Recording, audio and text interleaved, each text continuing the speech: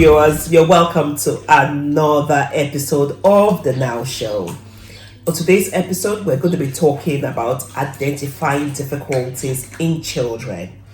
And I have with me somebody who is versed in children. She's a pediatric speech and language therapist, Mrs Esosa Evbonaye. Yes. Very good pronunciation.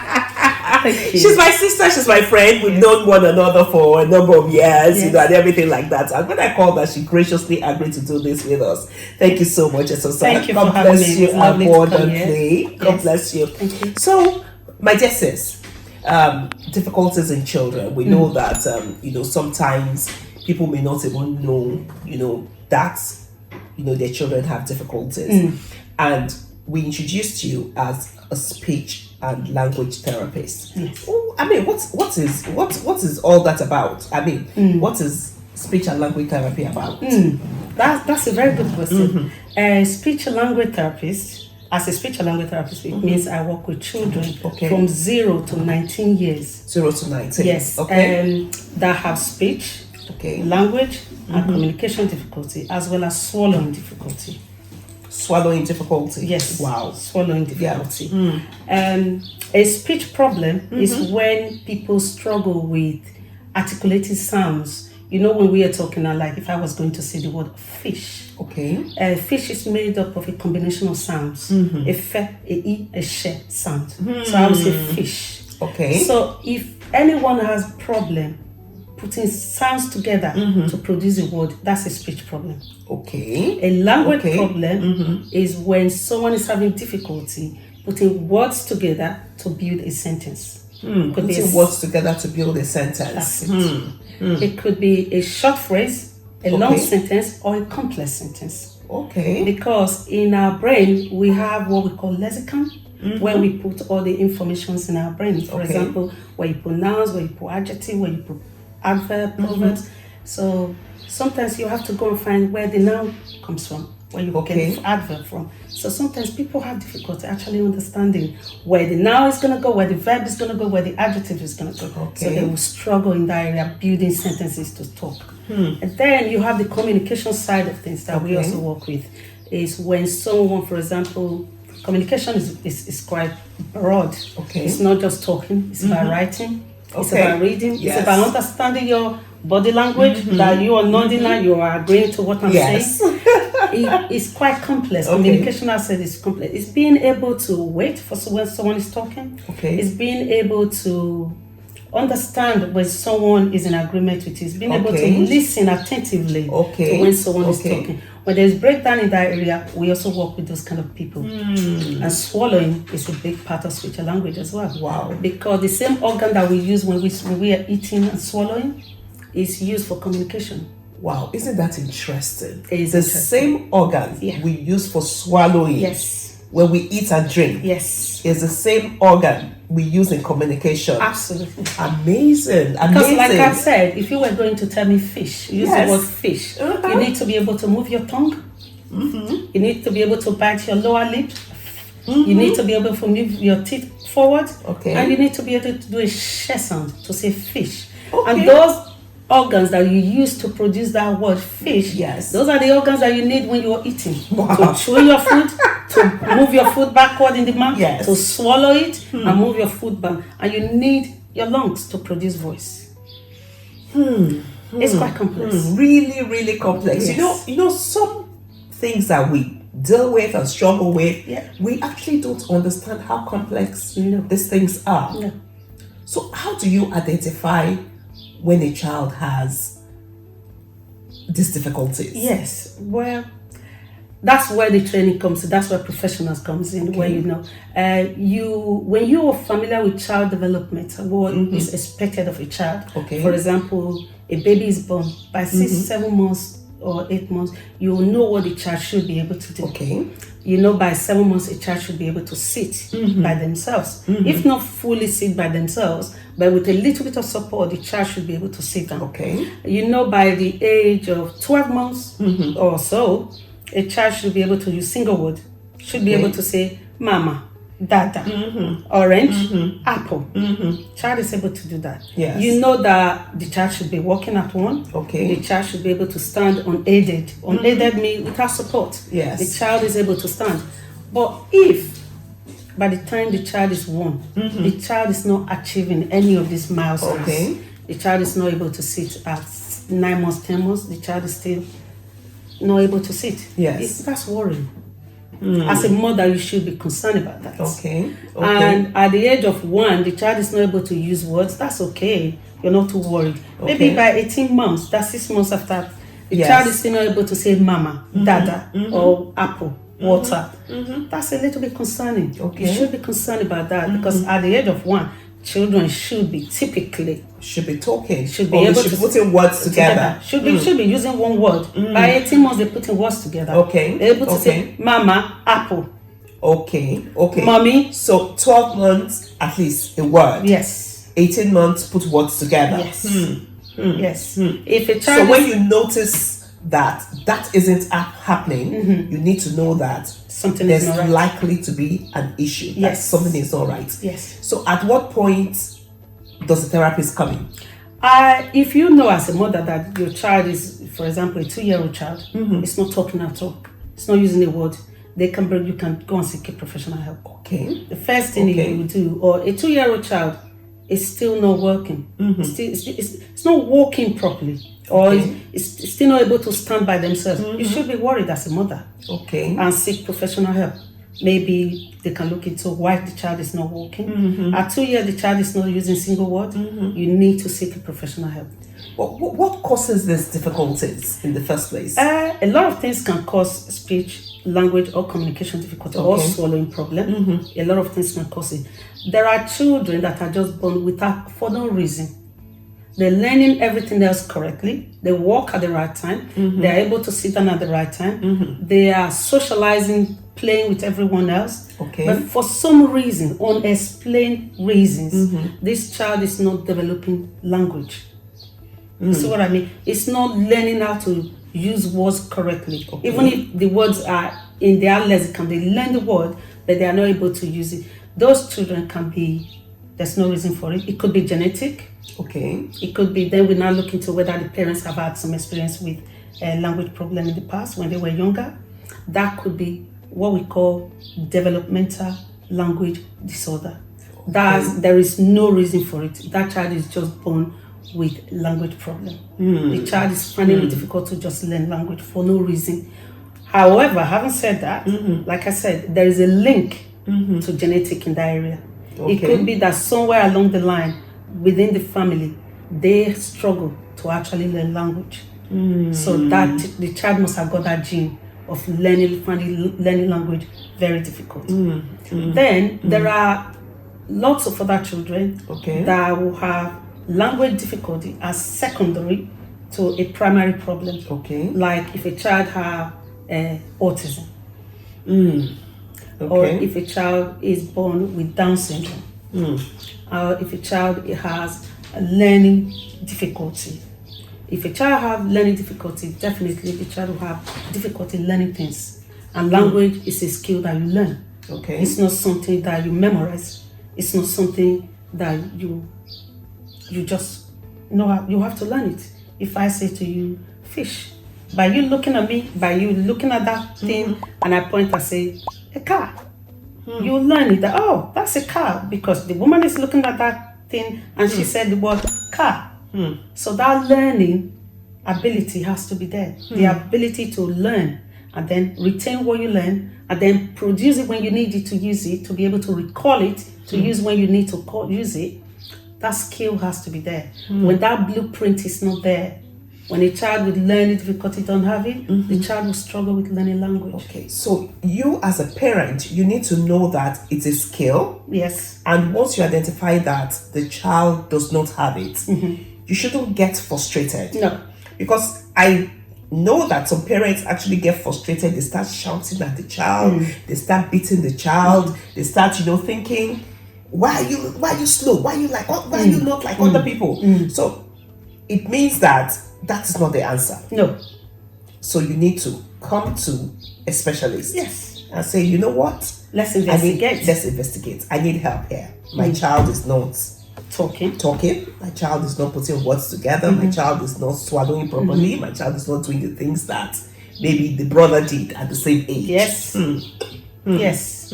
That's when you need to go and see a professional. And there's no point guessing, trying to guess that, oh, maybe she's just delayed. Maybe she's a little bit late. Maybe she will talk when she's 5. There's no point leaving it till the child is older. The more you leave it, the more problem you're creating. Because I was going to ask that if somebody has made a mistake to leave it until late, is there, a disadvantage to that? There is a disadvantage to that. It's just like everything else. Like, for example, if someone was having headache, yes, what's stopping you from taking paracetamol right now? Why do you want to wait 3 hours or 4 hours until the headache get worse before you take paracetamol? I think the best thing to do, if you notice as a mother, you love your child. Yes. You want to do the best for your child. You're worried about one aspect of the child's development. The first step forward is to seek help immediately. Don't need to wait. But sis, I've actually seen where some parents are actually in denial about issues with their children. Is that born out of love or because I don't understand it? Where you know that your child has what others can see as an issue, and you as a parent, you are just in denial. Yes. You don't want to admit, or good, that's it, that's the word, accept that child has some form of difficulty. You see, it might sound simple, but it's not simple at all. It's quite difficult for someone to accept that a child that you have given birth to is, for some reason, struggling in one area or the other. But even if it's difficult, it's something that we need to accept and come to terms with. That, you know what, this child is actually struggling. And as a mother, it's my job to do the right thing for this child, and it's the right thing as a parent, whether mother, father. Because I was going to say, why are you hammering the mother? That is not just the mother now, because it takes two to make a child. Yes, so it's not mother. I say that because I'm a woman. That's not because it's just the mother instinct that I say. Okay. As a parent, whether mother, father, you are a parent. It's your job to say, look, my child's got headache. Yes. I need to give her paracetamol. So this child is not talking at the age of 1. It might not be a problem. It might just be she's delayed. But I don't need to guess. I need to seek help. This child is always coughing when I give him water to drink. Or he's always can't chew biscuit. Or can't chew apple. I need to take him to the doctor to see why he cannot chew certain foods. Why he's not able to swallow. If you give him apple, he goes he's trying to choke. Apple is choking that child. It's not funny. Or a 3-year-old child, or let's say, it's okay for a 3-year-old child to stammer a little bit. Mommy, water, please. That's fine. Okay. But when a 6-year-old, 7-year-old is doing that, that's not fine. That is definitely not fine. Mommy, I want apple. That is not funny. It's not funny. So stammering, yes, is actually an issue. Yes. And stammering is one of the things that should alarm you. Yes. That child has a difficulty with communication. That the child is struggling to communicate. That you need to get a professional, a speech language therapist, to help the child with stammering. Because no more stammering should stop by the age of 3 or 4. Before the child with 3 years or 4 years, child should be able to speak fluently. Mom, can I have apple, please? Yes. Maybe in a baby voice. Mommy, can I have apple, please? In a good way like that. No, mommy, apple. Click, please. That is not normal. But you see a lot of parents, like you said, they laugh about it. Hey, stop doing that pet thingy. Just say please. It's not easy for the child. The child can't just say please. It's difficult for him to do. Wow. You're actually opening my eyes to, there's so many things that we actually take for granted. We do. Or overlook. Because I remember when I was in school, in secondary school, that's between the age of 11 and 16, we had people who stammered. Yes. So meaning that the parents never paid attention to the fact that they were stammerers. No. And they had The language parents difficulty. they probably know that the children are stammerers, Yes. or they stammer, but they don't know what to do. In Africa, it's not diagnosed as a problem. It's Wow. not diagnosed as stammering being a communication difficulty. But it's easy. It is it's a severe social difficulty. Wow. You cannot put someone who stammers to come on television to talk. That's true. It will be difficult for them. You are putting them in a very, very difficult situation. But what a stammerer can do, a lot of stammerers can sing perfectly well. Okay. Yeah, Okay. because singing comes with emotions. Okay. But when you are talking, it doesn't come with emotions. That's what it is. That's the difference. They can control their emotion to sing perfectly well, to produce that voice, Yes. to sing perfectly well, to smoothly move their organs in the mouth and just produce that singing tone to Yes. sing beautifully. But they find it really difficult to move the same organ when it comes to talking, to use it to talk, because of whatever it is that is making it difficult for them. Sis, can I ask you this question? Can issues in the home, there are lots of families with a lot of problems, issues are going on in the home and all that. Can it affect a child adversely as to affect their speech? Oh yes, most definitely. It can affect a child's adversely. A home environment is a major factor to a child's difficulty. That was where I really wanted. So the home environment is a major factor. It can be a major factor to it, because is the environment rich in language for the child to actually develop appropriate language for the child that the child needs to grow. Is the house so busy that nobody have time to actually talk to the child? That mom just wake up in the morning, have a quick shower, brush your teeth, say, hey, everybody come and get your tea, breakfast, have tea, have coffee, let's go, we go now, we go. We go. And the child come home, no 5 minutes interaction with the child. And parents are busy, everyone is busy. Yes, that can affect. It can actually affect a child's ability to develop appropriate language that will enable the child to go to school and perform very well in school. Wow. Yes. Wow. And if a child grow up with other siblings that tend to speak for the child all the time, if you ask and say, what's your name? The brother say, oh, her name is Sarah. And you say, Sarah, how old are you? Yeah, she's 5.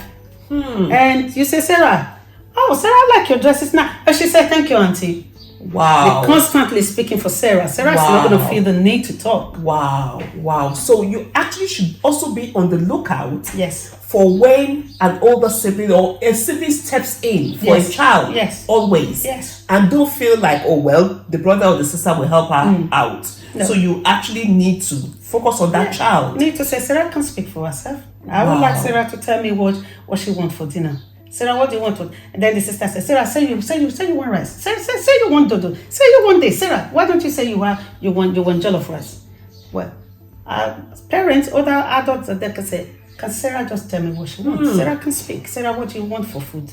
Sarah can say what she wants. Sarah learns to express herself. Sarah learns to say things. As a baby, you play with Sarah and say, hello, Sarah. You want to say hello to mommy? But if you don't have that interaction with the baby, and baby is not saying hello, baby don't understand that you're talking to them, they have to reply to you. That can be. So always be on the lookout and ensure that your children express themselves. And when you don't see them express themselves, it may be sign of you seeking help. Yes. Great. Okay, so as a parent, you're saying, okay, a parent is hearing this and say, okay, maybe I've seen that my child could have this issue because accepting is not always easy. It's not easy at all. So, and they're wondering, okay, so what is that going to do for my child? What's it all about? So can you... What that is about is, for example, depending on what you're worried about in your child. If you're worried that a 2-year-old child is not walking, the first thing you do is to take the child to your doctor. and not start binding and start binding and losing. You know, us man, we're very good at quickly binding and losing. Yes. It's okay to pray. Yes. It's okay to bind. Oh, definitely. Yes. I like what you said earlier. Yes. You got to listen to that tiny voice that is speaking to you. Yes. That tiny voice that tells you that there is a problem. And you hear it and you know there is a problem. Now the voice has spoken to you. Yes. Now it's your job to act. Now it's your job to act on that voice. Now you prayed. That was what the binding did. Yes. The binding got that voice to tell you that there is a problem. Yes. Now what you need to do is to seek the right professional. If you're worried about your child, go to your doctor. First thing is the doctor will tell the doctor exactly what you're worried about. Okay. I'm worried he's not walking. He's 2 years that he's not walking. Or he's 2 years, he's not using single word. He doesn't look at me when I talk to him. You know babies, when you born babies. Yes. The first thing they do is start studying you. Yes. Because they want to know you. They're making eye contact with you. They're learning, observing your face. Yes. Looking at you. Yes. By the time they have a month or 2 months, they start smiling. You smile, they smile back to you. Then you realize that your child is 2 years, 3 years. When you talk to them, they don't look at you. They don't turn around to say, who's calling me? And you're talking to your child, it doesn't make eye contact with you. The first thing, go to your GP, go to your doctor. Tell your doctor exactly what you're worried about. Your doctor will make the right decision, whether to refer your child to a speech and language therapist, or whether to refer your child to a physiotherapist if you're worried about walking. If your child has to go through a multidisciplinary team assessment, which means everybody in the pediatric department has to assess your child. It's going to see a pediatrician, it's going to see a speech and language therapist, it's going to see a psychologist, it's going to see everyone, so that everybody can actually come together and say this is where the child was causing the child to have a problem. Or everyone can say, because she's only 2 years, doesn't have any siblings at home, mom is busy, environment is busy, maybe the child is just a little bit late. Instead of you guessing, let the professional tell you. Let the professional tell you. Let the professionals be the one that makes that decision for you. Tell you, look, we're not really worried about this child. We think she might be a little bit late. Yes. Let's leave her for 6 months and then you can bring her back and we'll see what we can do after 6 months. At least let them do the assessment. Yes. And let them come up with the answers and the plan. Yes. Good.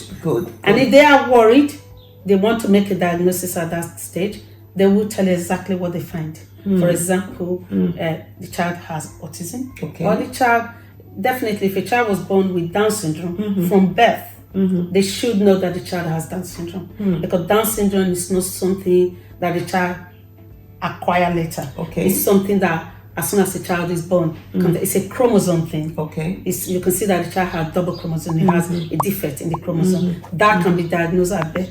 If the child has a learning difficulty, that can be diagnosed later, like autism. To say, okay, this child is not doing this, then professionals can diagnose that and tell you this is what we think is wrong with the child.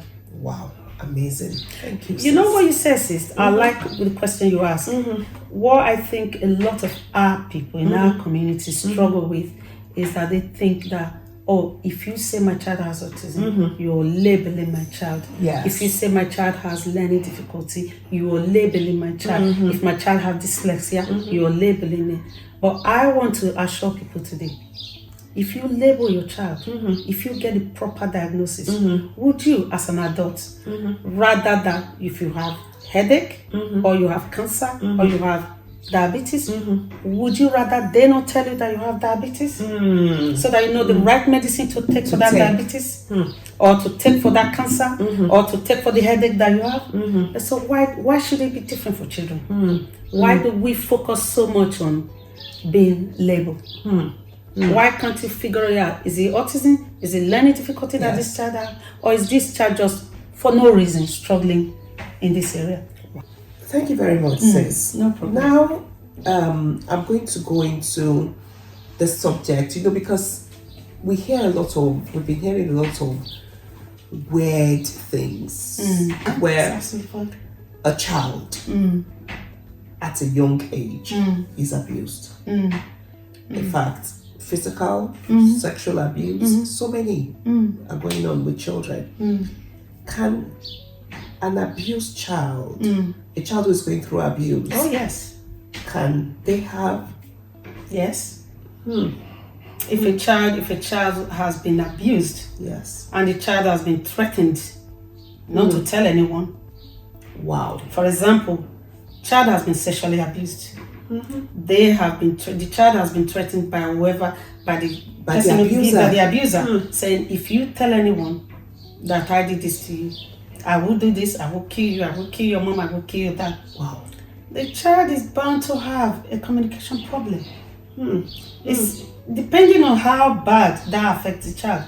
The child can become very mute. Mute means the child can talk. Can talk. The child can become, I don't want to talk just in case he thinks I'm telling you.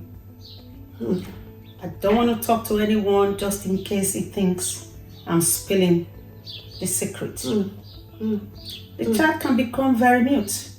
Then you have a child that was speaking before, all of a sudden now don't talk. So there's also that issue of a child who, was talking before. Yeah. And all of a sudden the child doesn't talk at all. Doesn't talk. No. So you need to also pay attention to that and know that something must have caused that child to be mute. Yeah.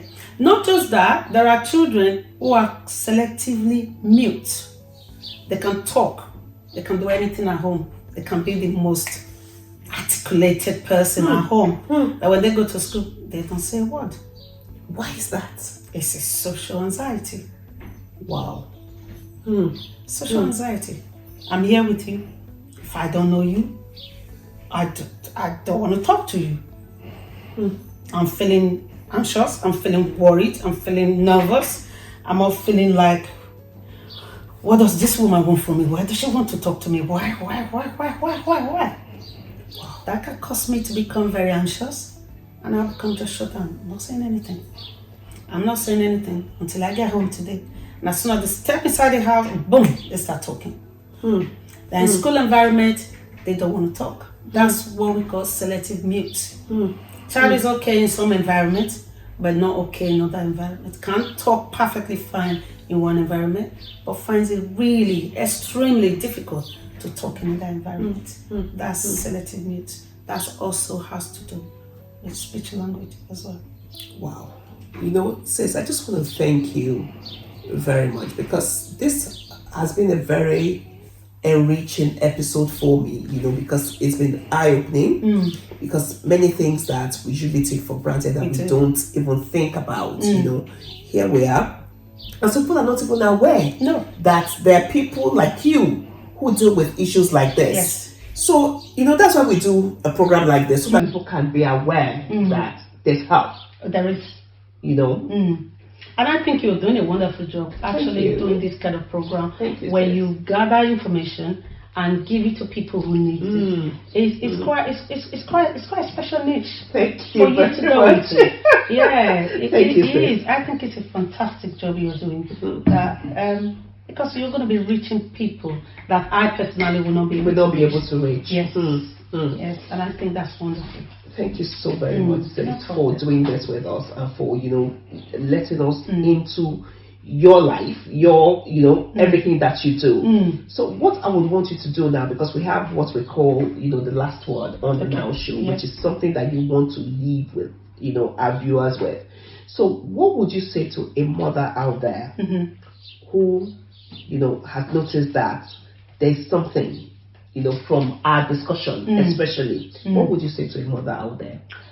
Or to a parent out there? Like I said, that's not making mothers, but a parent out there. We tend to do that a lot because we're women. We tend to think that women are the only primary caregiver for children. No, it doesn't always work that way. Dads are also caregivers. And they're doing a wonderful job as well. Yes, they are. Any parent at all. Be a parent, be a carer, be a guardian, and you find that your child has a problem. And whatever we talked about today, you find them useful in any way whatsoever, and you need to seek help.